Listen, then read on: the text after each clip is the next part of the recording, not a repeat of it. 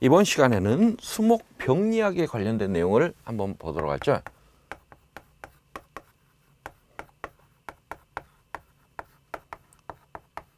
수목병리학. 이렇게 얘기를 하면 수목 했으니까 나무라는 개념이 들어가 있고요. 그리고 이 병이라는 것은 어떠한 외부 요인에 따라서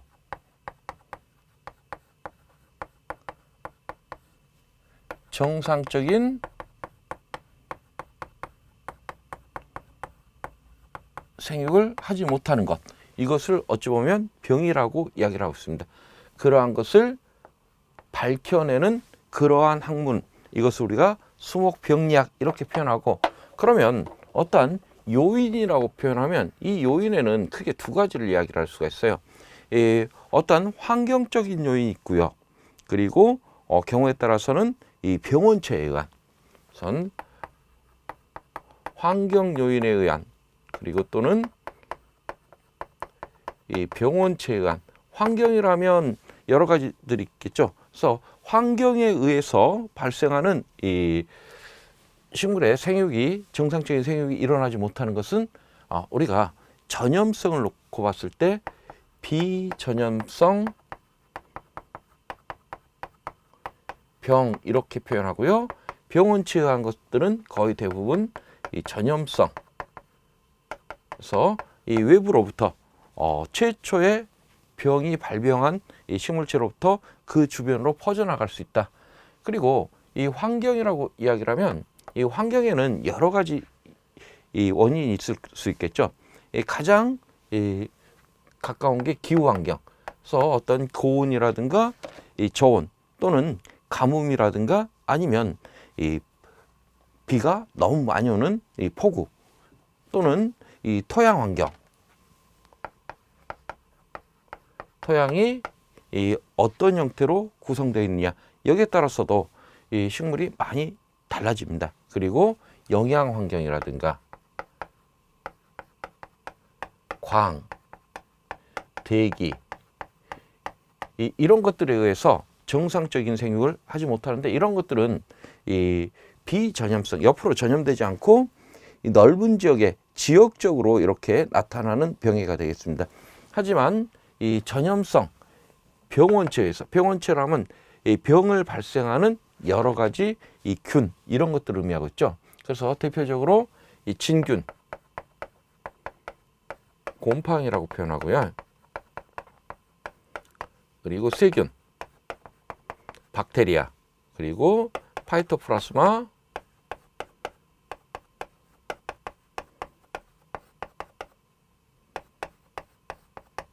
바이러스,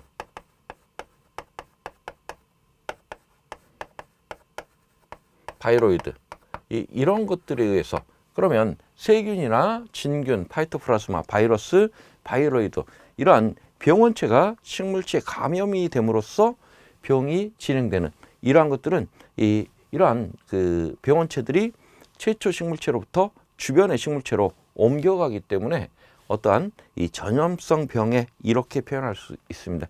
그래서 주로 이쪽 병리학에서 다루는 것은 이 환경적인 요인보다는 이 병원체에 의한 이 병, 이것들을 주로 다루게 되겠습니다. 정의 한번 볼까요? 수병학의 정의입니다. 수목과 산림의 병에 대한 연구를 하는 학문이다. 병의 원인, 병징. 이 병의 원인이라면 이런 게 되겠죠. 환경적인 원인, 이 병원체에 의한 이 원인. 그리고 발병, 병징. 병징하고 표징의 개념이 나오는데, 병징과 이 표징. 이 병징이라는 것은 병의 증상입니다. 다시 말해서 사람으로 얘기하면 감기가 걸리니까 콧물이 흐르고 기침을 하더라. 이것은 감기 증상이죠. 그래서 그것을 병증이라고 얘기를 하고요. 이 표징이라는 것은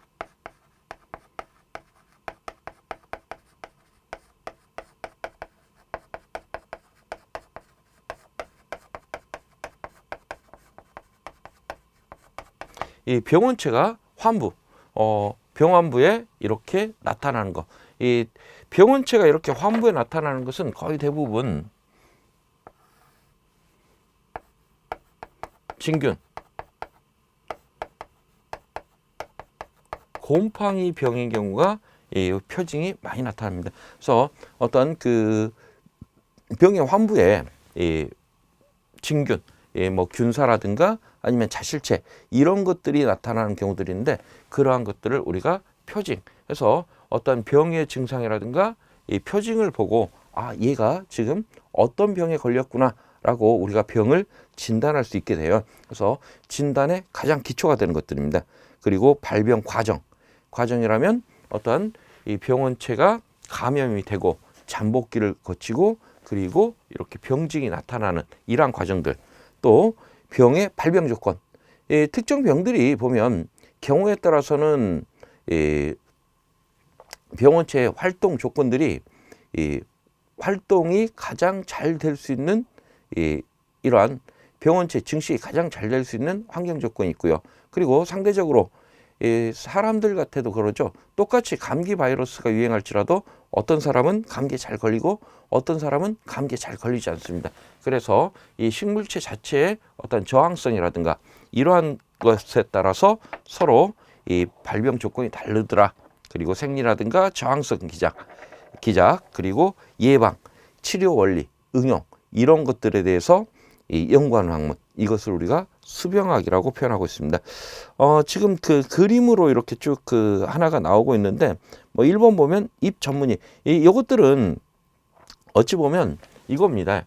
병증, 어떤 병에 걸리게 되면 이렇게 외부로 병의 증상이 나타날 수가 있어요. 그래서 대표적인 식물병의 증상들을 쭉 나열을 하고 있습니다. 그래서 첫 번째가 입 전문의, 입에 전문의가 발생하는 이런 병이 있는가 하면, 두 번째 가지끈 마른병, 궤양병, 스트레스, 쇠락 이러한 증상이 나타날 수도 있고요.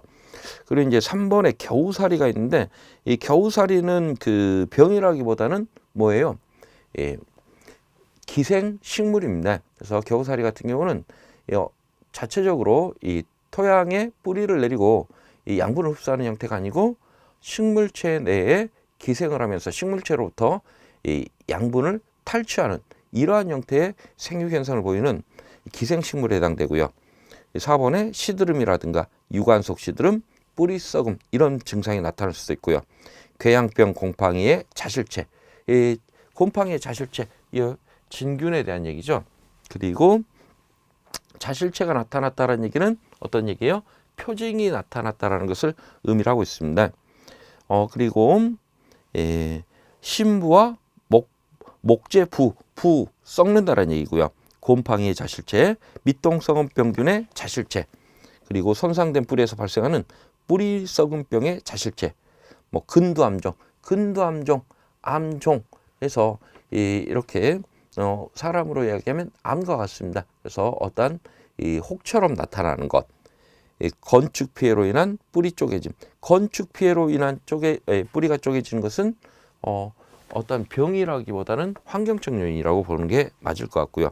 그리고 선충에 의한 뿌리 병증, 이러한 병증들이 다양한 병증들이 이렇게 각각 나타날 수 있습니다. 그러면 수병학의 목적입니다.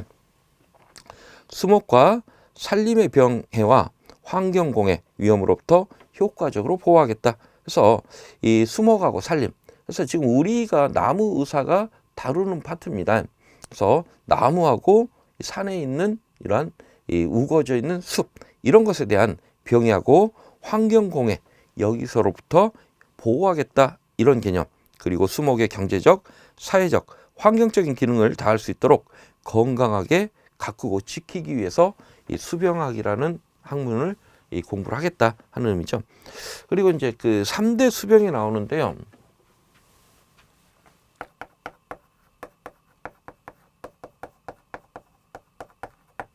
수병, 나무병이라는 의미예요. 첫 번째가 밤나무 줄기 마른병.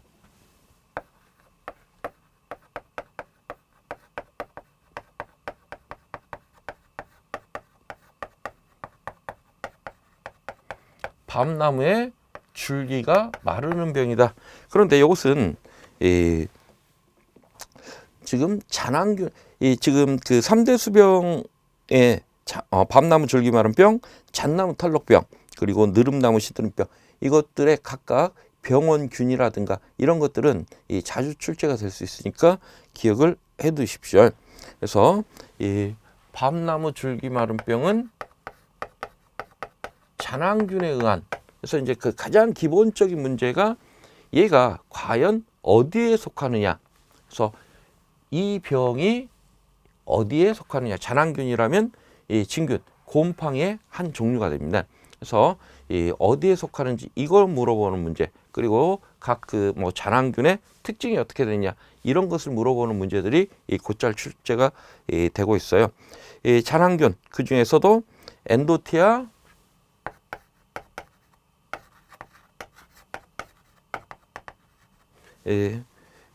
엔도티아 파라시티카라는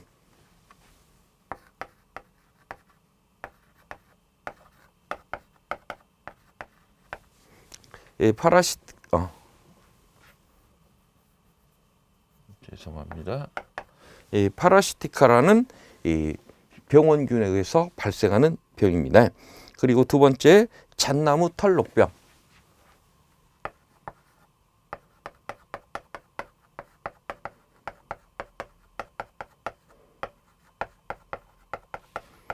지금 녹병에 대해서 나왔는데, 이 녹병은 매우 자주 출제가 되고 있어요. 여러 가지 녹병균들이 지금 뒤에 이어서 쭉 나열이 될 건데, 이 녹병균들의 특징을 보면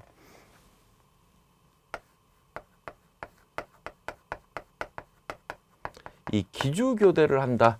이 기주교대라는 개념, 하나의 기주교대는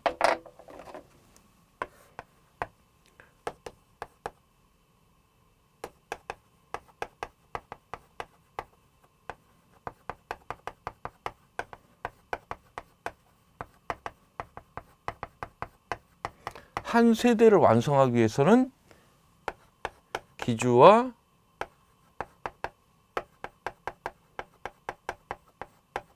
이 중간기주를 거쳐야 되는 그러한 균들을 우리가 기주교대한다라는 표현을 쓰게 됩니다. 그러면 지금 잣나무 털록병의 기주,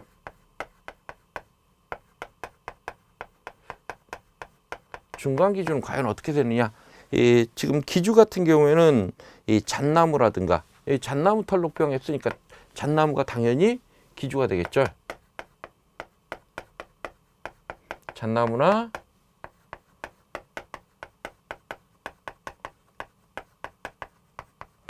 까치밤나무류, 이런 것들이 이 기주가 되고요. 그리고 이제 중간기주로는 송이풀이 이용됩니다. 그래서 이 어떠한 잣나무 털록병균이 하나의 세대를 완성하기 위해서는 잣나무 또는 까치밤나무하고 그리고 송이풀을 번갈아 가면서 왔다 갔다 해야만 하나의 이 세대를 완성할 수 있을 것이다. 그런데 이제 여기서 어떤 걸 기주로 삼고 어떤 것을 중간 기주로 삼을 것이냐, 이제 그런 문제가 생기겠죠. 그것은 바라보는 관점에 따라서 서로 달라집니다. 그래서 예를 들어서 지금 우리 그 농업 쪽에서 지금 문제가 되는 이 기주교대균 중에 사과나 배에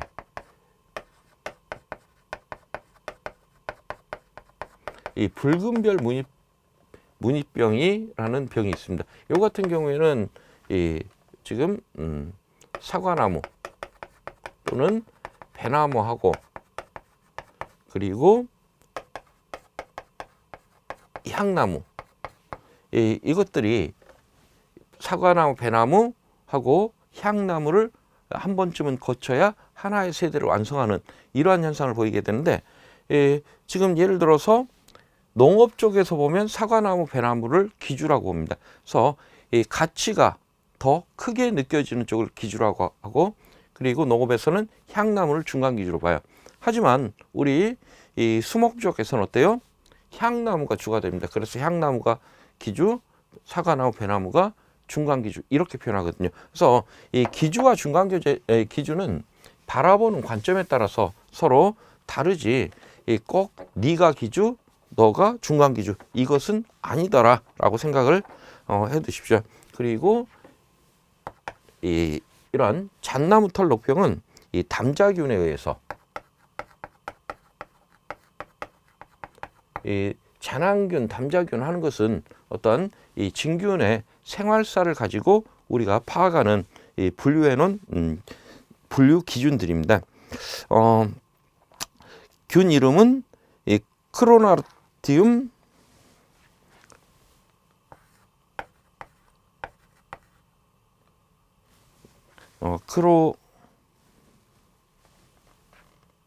크로나르티움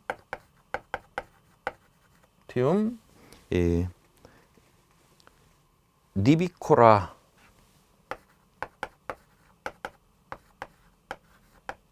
라는 이 학명을 가진 지금 학명을 굳이 써드리는 이유가 학명으로 물어보지 이렇게 잣나무 털녹병 이렇게 물어봐주면 좋은데 학명으로 이렇게 나오는 경우들이 의외로 많습니다. 그래서 될 수 있으면 해당 병에 대한 해당 균의 학명 이런 정도는 조금 암기를 전부 다 하셔야 될 거예요. 그래서 병리학에서 의외로 이 학명이 문제로 직접적으로 출제되는 경우들이 많으니까 학명에 대해서 반드시 기억을 해 두십시오.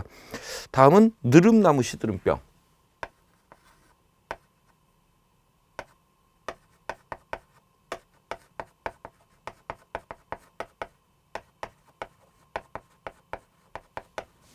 이 느릅나무 시드름병 같은 경우는 역시 이것도 진균에 의한 병인데 얘도 잔황균입니다.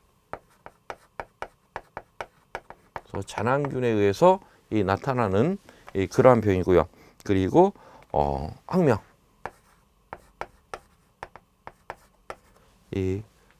오피오 스토마 그리고 오피오스토마 세라토시스티스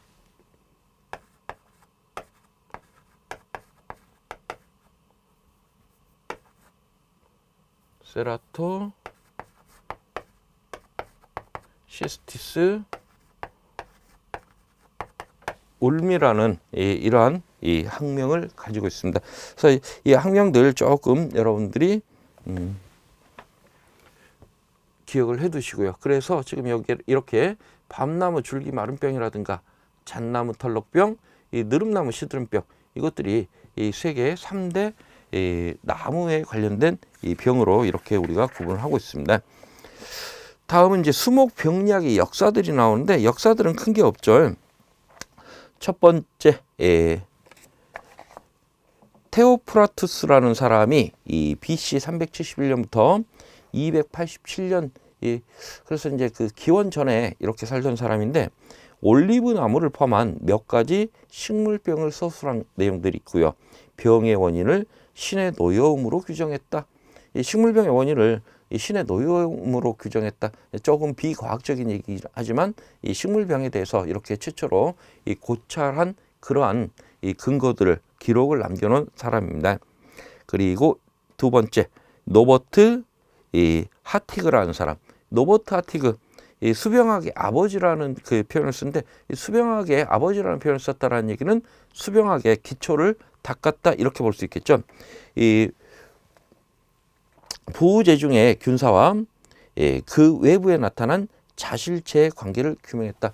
이 부우균들 같은 경우는 이제 이러한 대부분 부우균들 같은 경우는 이 부생체로 해서 이 죽은 식물체에서 양분을 섭취하는 그러한 균들인데 그것과 균사하고 자실체, 이 균사 그리고 자실체라고 얘기를 하면 이 버섯을 의미합니다. 그리고 수병학 교과서를 저술하기도 했습니다. 우리나라 같은 경우는요, 조선 후기에 실학자 서유구가 저술한 농서인 행포지에 배나무 붉은별 무늬병이 심하게 발생한다는 것과 향나무에 신비적인 관계가 있다는 것을 경험적으로 이용했다, 입증했다 했는데 조금 전에 제가 지금 배나무, 사과나무의 붉은별 무늬병과 그리고 향나무 이 균이 기주기어대라는 균이라고 했습니다. 그래서 지금 서유가 보기에는 지금 그 가치를 배나무나 사과나무 쪽에 배나무 쪽에 가치를 더 두었기 때문에 배나무를 기주로 하고 그리고 향나무를 기주식물. 그래서 일반적으로 배나무하고 향나무, 배과수원 주변에는 반경 1.6km 이내에는 이 향나무를 모조리 없애는 그러한 작업들을 하고 있습니다. 그리고 이제 1922년도에 조선총독부 임업시험장에서 산림보호에 대한 과학적인 연구를 시작하고요. 일본인을 중심으로 한 산림보호 관련 시험사업이 이 송충, 솔라방하고 솔리복파리, 오리나무 잎벌레, 군뱅이 이 등의 산림해충에 대한 연구와 병에 관한 것을 이렇게 기술한 내용들이 있고요. 그리고 이제 1936년도에 이 타카키 고르쿠라는 사람이 일본 사람이죠. 우리나라 잣나무 털녹병을 최초로 발견했다. 그래서 잣나무 털녹병 이 세계 3대 수병이라고 했습니다. 그리고 1937년도에 히리스카 나오이데라는 일본인이 지금 활자가 좀 작습니다. 나오이데라는 일본인이 조선에서 새로 발견된 잣나무병의 잣나무 털녹병이라든가 국내 수목병 피해와 이 병원균 동정에 관한 최초의 기술이라는 최초로 이 책을 낸 그런 것들이 나오고요. 그리고 1935년도부터 이 42년도에 똑같은 사람입니다. 히라스카 나오이데라는 사람이 우리나라 녹병균 200종을 수록한 조선 수균을 발표하고 우리나라의 녹병균의 분류에 관한 최초의 연구 논문을 발표하게 됩니다. 그리고 이제 1940년대 들어서 선만 임업협남에 우리나라 수목병 92종 그리고 균이류 163종을 기록한 근거가 나오고요. 2차 세계대전 이후 임업시험장에서 우리나라 연구진의 연구가 시작되었다. 2차 세계대전 이후라고 그랬으니까 우리나라가 해방되고 난 이후부터입니다. 그러다가 1960년대 초에 임업시험장 보호과 설치와 수목병, 산림곤충, 야생동물의 연구가 시작되었다. 76년에 임업시험장을 산림병해충부로 승격시키고요. 그리고 60년부터 80년대까지 대추나무 빗자루병, 오동나무 빗자루병, 잣나무 털녹병 이런 것에 대한 연구를 시작하게 됩니다.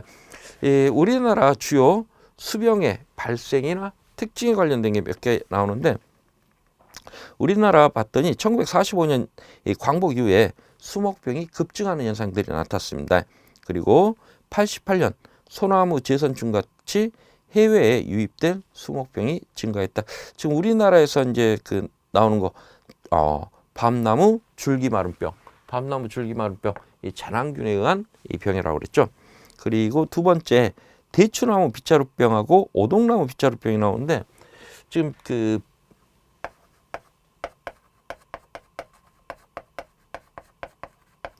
이 빗자루병 하면 이것은 병증입니다. 이 병증이 이 빗자루 형태로 이렇게 나타나는 병인데 지금 이 대추나무나 오동나무의 빗자루병 중에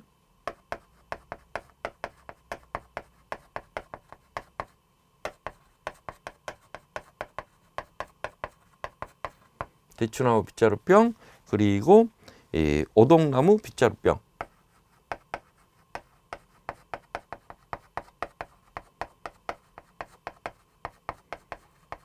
이것들은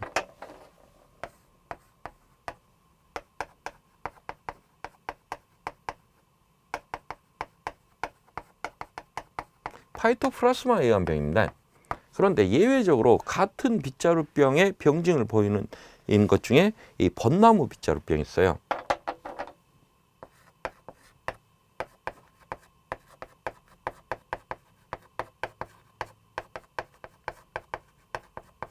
그래서 병증은 빗자루병으로 같습니다.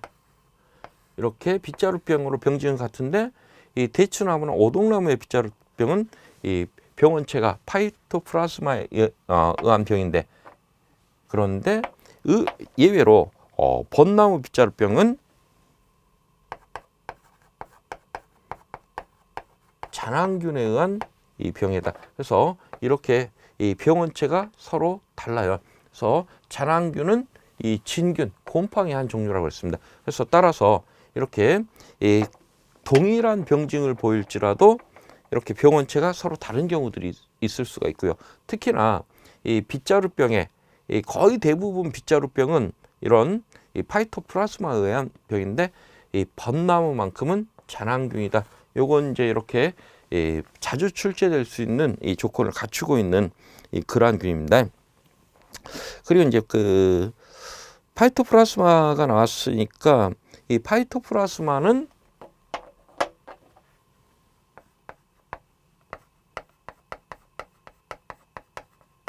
이 매개충에 의해서 주로 이 전염이 되고 있어요. 그래서 매개충이라는 것은 이 매개 옮겨주는 그러한 곤충, 그래서 병을 옮겨주는 이 파이토플라즈마의 병원체를 옮겨주는 이 그러한 그 병원 해충에 의해서 이렇게 병이 이 전염이 되는데 대추나무 빗자루병 같은 경우 주로 마른 무늬 매미충에 의해서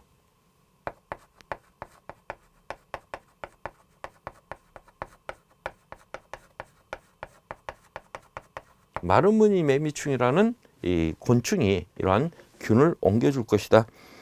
그리고 그 외에도 파이토플라즈마에서 이 오갈병 같은 경우가 있는데 지금 뽕나무 오갈병, 마른 무늬 매미충에 의해서 뽕나무 오갈병, 그리고 오갈병 중에 오동나무 오갈병, 오동나무 빗자루병, 오동나무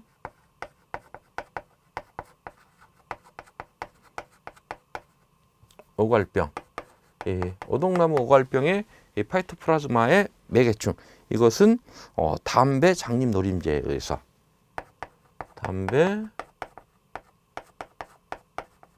장립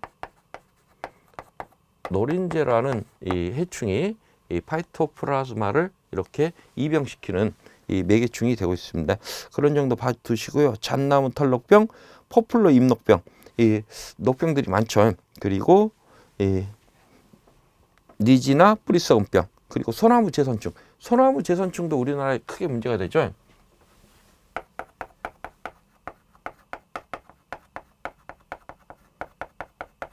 지금 우리나라에서 소나무 재선충은 법으로 지금 강하게 관리를 하고 있는 그러한 병입니다. 그래서 이제 소나무 재선충 같은 경우는 이 솔수염 하늘소라든가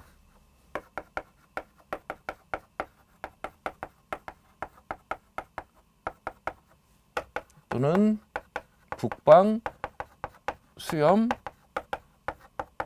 하늘소, 이 하늘소 종류에서 이 재선충을 이렇게 매개를 하는 그러한 것들을 알 수가 있습니다. 그래서 이제 재선충하고 그 매개충 두 개, 솔수염 하늘소, 북방 수염 하늘소, 이런 정도는 반드시 기억을 해 두십시오. 연관지어서 혹시 매개충이 있는 경우에는 이 병하고 매개충하고 연관지어서 암기를 해 두시면 나중에 문제 푸는데 굉장히 큰 도움이 될 것 같아요. 소나무 재선충 내용 한번 볼까요? 1988년도 부산에서 적송과 해송에서 발견되고, 그리고 2006년도에 경기도 광주의 잣나무 임지에서도 발견됐습니다. 그래서 재선충 같은 경우는 상당히 위험한 병이다 보니까 우리나라에서 법으로 관리를 하더라. 그리고 이제 다음은 수목병 일반. 2장의 수목병 일반부터는 우리 다음 시간에 이어서 진행할까요? 예, 수고들 하셨습니다.